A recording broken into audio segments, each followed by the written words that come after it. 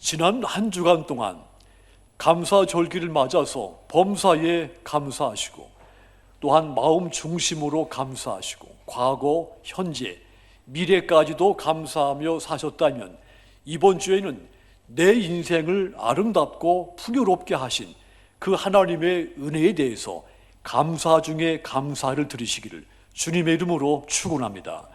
11월은 감사의 주일입니다. 감사의 절입니다. 다음 주일은 우리 추수 감사절입니다. 오늘이 아닙니다. 장식이 이렇게 일찍 아름답게 장식됐는데 다음 주 추수 감사절입니다. 한 해의 모든 결실에 대해서 감사하는 주일입니다. 몸과 마음과 온 힘을 다해서 다음 주 감사절을 준비하시도록 부탁을 드립니다. 자, 감사는 우리 믿음을 표현하는 아름다운 행동입니다. 크리스찬은 범사에 감사하라 명령을 받은 사람들입니다. 그래서 우리의 감사는 선택이 아닙니다. 거룩한 의무입니다.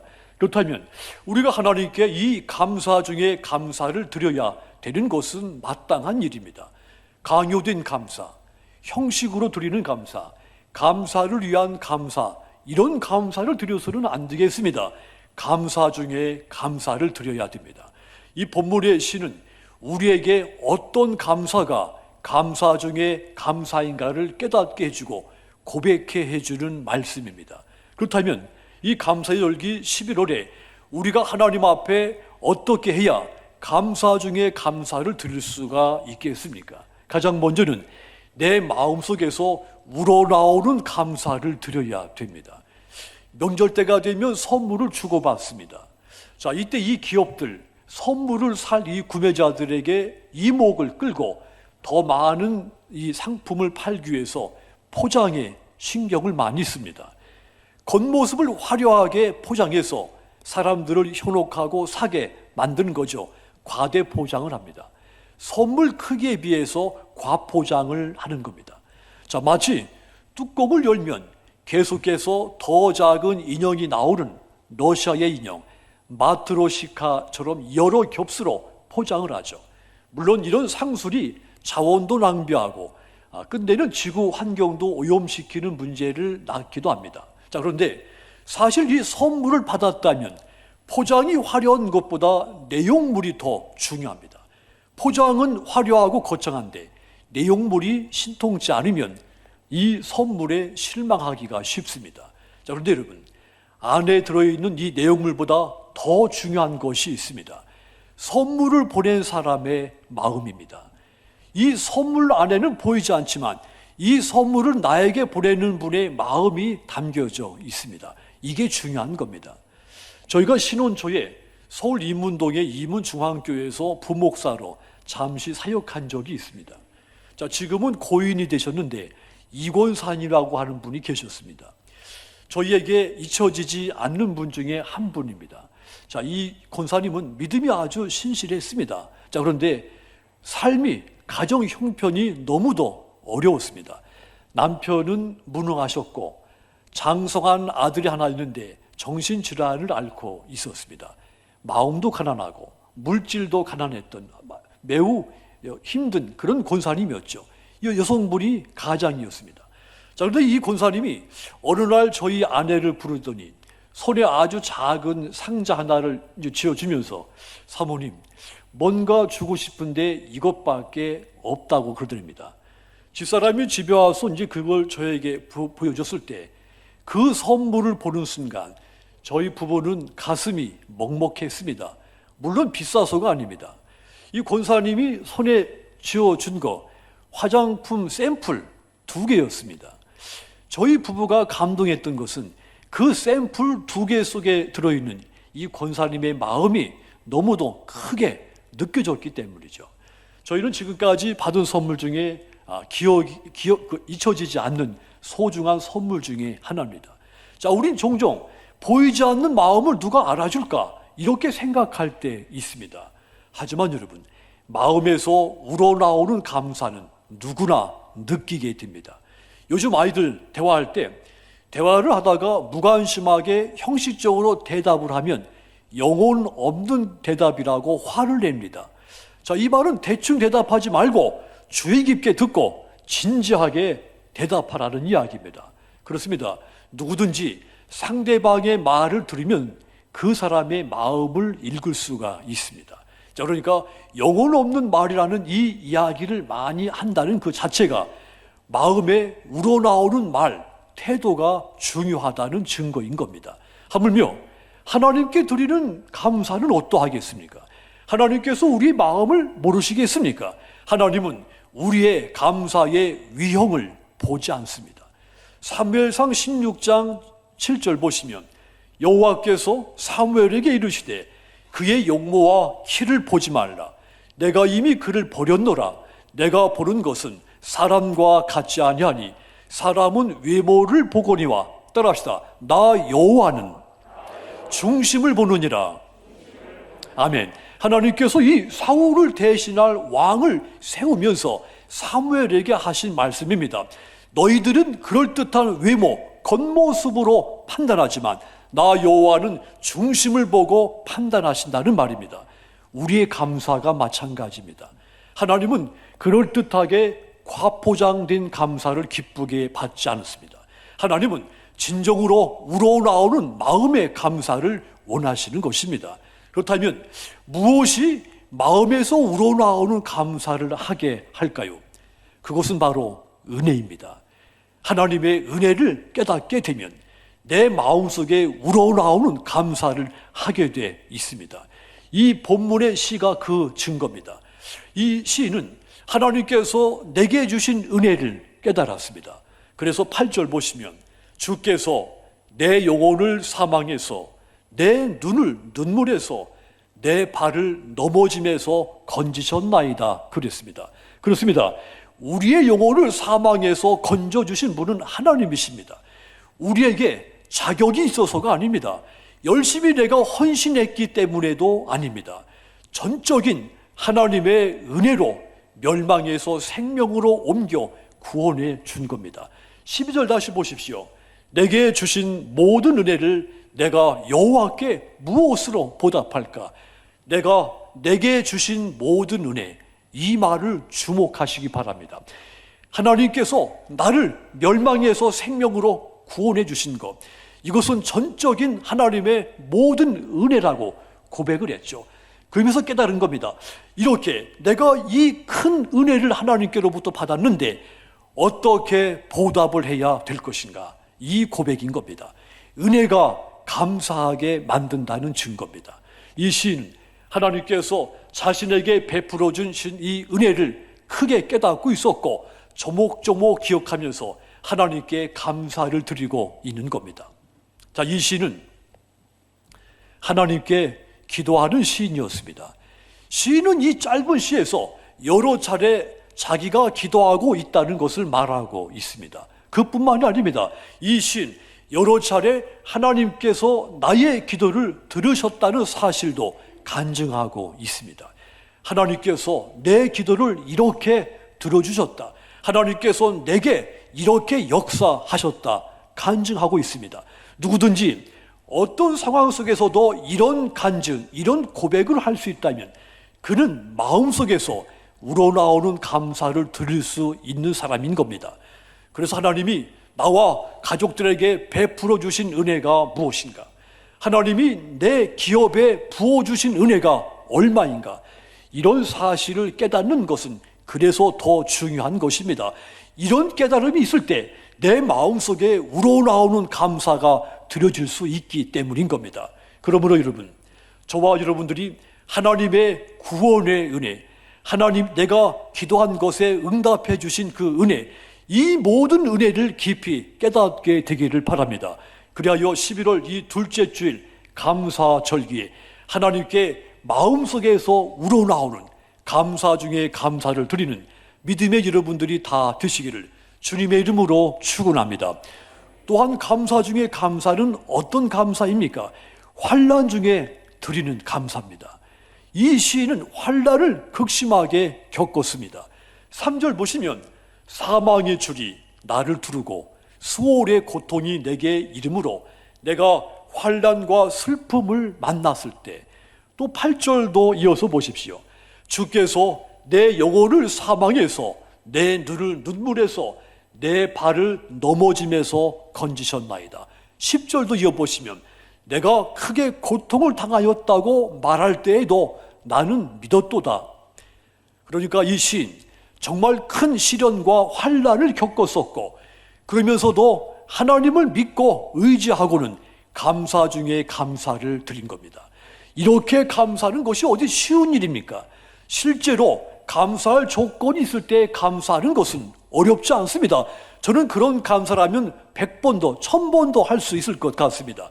감사할 조건이 없을 때 감사하는 것이 어렵습니다. 이런 감사는 목사인 저도 하기가 어려운 감사입니다. 그런데 여러분, 우리가 살다 보면 감사할 수 없는 조건들이 훨씬 더 많이 찾아옵니다. 감사보다도 원망이 더 많이 나올 환경, 불평이 더 많이 나올 환경이 훨씬 더 많습니다. 하지만 여러분, 감사할 수 없는 조건, 그 상황 속에서도 하나님이 도우신다는 믿음을 가지고 감사하는 것, 이것이 감사 중에 감사가 되는 것입니다. 하나님은 그런 감사를 받기를 원하시는 것입니다. 그렇다면 여러분, 감사할 수 없을 때 원망과 불평이 민물처럼 내게 밀어 닥쳐올 때 어떻게 감사 중에 감사를 드릴 수가 있겠습니까? 유대 탈무드에 보면 교훈적인 이야기가 있습니다. 랍비 아키바가 개와 나귀와 함께 여행을 하다가 밤을 맞이했습니다. 빈집에 가서 램프에 불을 켰습니다. 그런데 바람이 불며 램프의 불이 꺼졌습니다. 아키바는 투덜대면서 잠을 잤습니다. 아침에 일어나 보니까 개와 나귀가 맹수에게 물려갔습니다. 그 낙심해서 마을에 들어갔습니다. 자, 그런데 밤 사이에 자기가 깊은 잠을 자고 있었던 그 밤 사이 마을에 도적대가 들어와서 수많은 사람들이 다치고 죽고 살림살이가 파기가 된 겁니다. 아키바는 그제서야 감사했습니다. 램프의 불이 꺼지지 않았더라면, 개와 나귀가 맹수에게 물려가지 않았더라면 나도 도적대에게 죽었을 텐데 화가 복이 되었구나 하며 감사했다는 이야기입니다. 우리가 환난 중에 감사하지 못한 이유가 이 이야기 속에 있습니다. 현재 겪고 있는 절망스러운 상황만 보기 때문입니다. 우리가 하나님의 약속을 바라보고 그 약속을 믿으면 환난 중에서도 감사할 수 있습니다. 불평 대신 감사, 원망 대신 감사의 찬송을 드릴 수가 있습니다. 그러므로 여러분, 지금 겪고 있는 어려운 일만 바라보지 마십시오. 대신 하나님이 약속한 것을 바라보십시오. 오늘만 보지 말고 하나님께서 펼쳐내실 내일 그 이상의 미래를 바라보시기를 바랍니다. 우리가 범사에 감사하지 못하는 이유 가운데 하나, 멀리 보지 않기 때문입니다. 우리가 믿음의 눈으로 지금보다 조금만 더 멀리 보면 감사할 수 있습니다.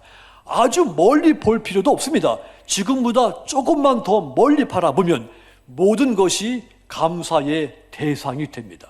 우리가 환난 중에서 감사하지 못하는 이유도 마찬가지입니다. 내가 지금 겪고 있는 이 환난, 나에게 화가 된다고 생각하기 때문입니다.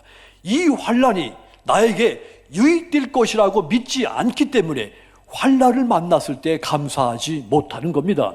하지만 여러분, 이 환난이 하나님께서 내게 주신 기회라는 사실, 그리고 하나님이 다 아시고 이 환난을 내게 허락하신다는 사실, 이것을 믿고 바라보면 그러면 이 환난이 내게 불평이 아니라 감사의 기회, 조건이 되는 겁니다. 욥의 신앙을 보십시오. 욥은 인간이 겪을 수 있는 모든 시련을 홀로 겪은 사람이었습니다. 자, 그런데 그 모든 시련을 견디면서 이 욥이 이런 고백을 했습니다. 욥기 1장 21절 끝부분을 보시면 주시니도 여호와시요 거두시니도 여호와시니 여호와의 이름이 찬송을 받으실지니다 그랬습니다. 욥이 이 시련이 하나님께서 내게 주신 것이거나 그게 아니라면 하나님께서 다 아시면서 나에게 이 시련을 허락하신 것이라고 믿었기 때문에 이런 큰 위대한 고백을 할 수 있었던 겁니다. 우리를 사랑하신 하나님, 결코 우리를 버리시거나 우리를 멸망 가운데 떠미시는 분이 아닙니다. 오늘 우리에게 이 환난이 오는 것은 우리를 연단시켜서 정금처럼 만들기 위한 것입니다. 뿐만 아니라 더 좋은 것을 주시기 위한 겁니다. 우리가 이 사실을 믿으면 환난 중에서도 감사 중에 감사를 드릴 수가 있습니다. 그러므로 여러분, 감사할 수 없는 환난이 부닥쳐 왔을 때, 그러나 그 환난 때문에 감사하시기를 바랍니다. 이 감사야말로 감사 중에 감사가 되기 때문입니다. 그래서 환난과 시험이 불어 닥쳐 올 때는 불평하지 말고 그냥 단순하게 감사의 기도를 드리시기를 바랍니다. 주님 감사합니다. 이 시련이 제게 유익되기 때문에 보내신 줄 믿습니다. 이 시련을 달게 받게 해주시고 이 시련을 통해 더 풍성한 은혜를 부어달라고 기도하십시오. 그러면 정말로 이 시련이 여러분에게 크고 놀라운 복이 될 줄 믿습니다. 11월 둘째 주일 이 오늘 감사의 절기, 하나님께 감사를 드리시되 환난 중에서도 감사하는 감사 중에 감사를 드리시기를 부탁을 드립니다. 그리하여 하나님께 기쁨과 영광을 올려드리시는 믿음의 여러분들이 모두 되시기를 주님의 이름으로 축원합니다. 또한 감사 중에 감사는 따라합시다. 행동하는 감사. 13절과 14절을 다시 보겠습니다. 내가 구원의 잔을 들고 여호와의 이름을 부르며 여호와의 모든 백성 앞에서 나는 나의 서원을 여호와께 갚겠다 그랬습니다. 자, 이 시인이 어떻게 감사를 표현할 것인가 스스로 다짐하는 이야기입니다. 한마디로 여호와의 이름을 부르겠고 서원을 갚겠다고 다짐을 한 겁니다. 감사 표현을 그렇게 하겠다는 것입니다. 여기서 이 서원이 무엇입니까?